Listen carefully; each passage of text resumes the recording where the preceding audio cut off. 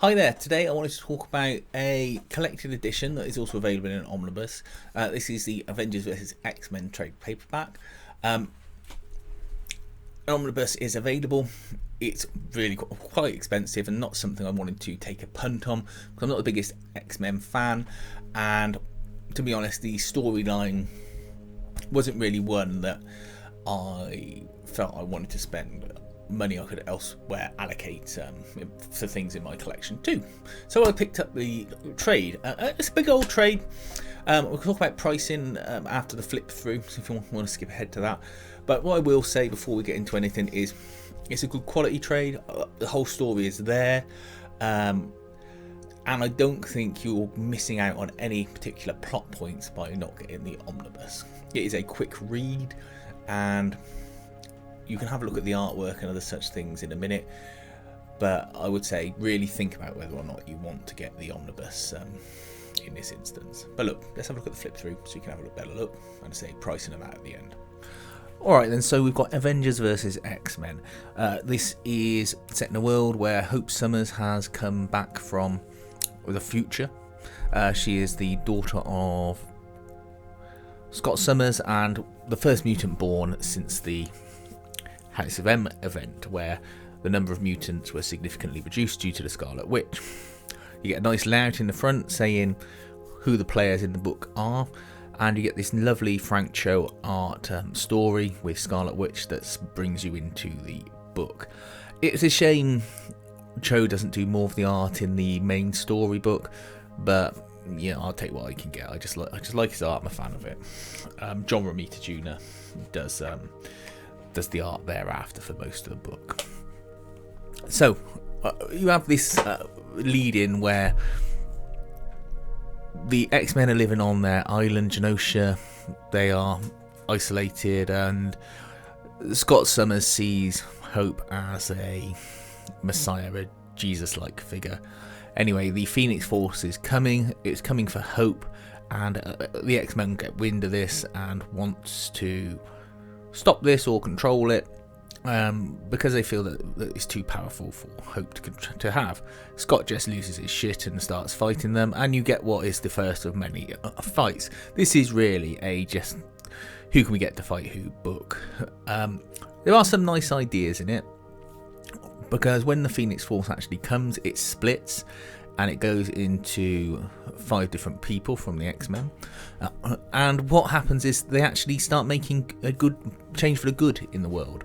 You have them solving sort of hunger problems, world peace, all that kind of stuff.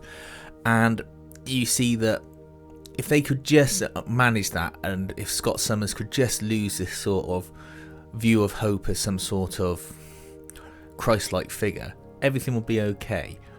But because, as everyone knows, Cyclops is a dick, it doesn't work like that, and they end up fighting with themselves, and then they realise that if one of them gets beaten, the Phoenix Force goes into the remaining people, and therefore they grow more powerful, and then you have the obvious Scott wants to be the final version of the Phoenix.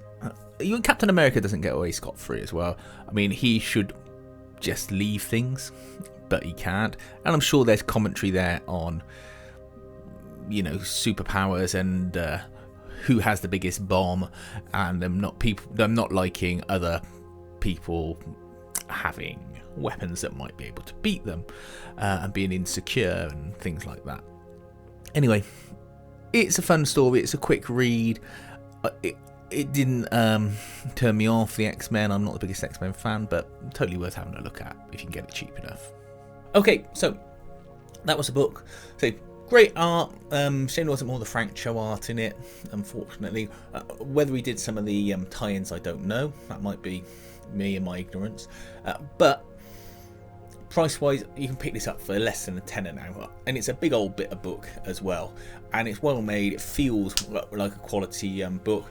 The pages are nice and thick, thicker than I get in the Marvel Omnibuses actually, so for whatever reason the paper stock in this seems to be better, and unless you're willing to spend up £70+ on this book, I mean you might get it in the sale as an omnibus for less, but it doesn't seem that way at the moment, particularly with Marvel's book prices.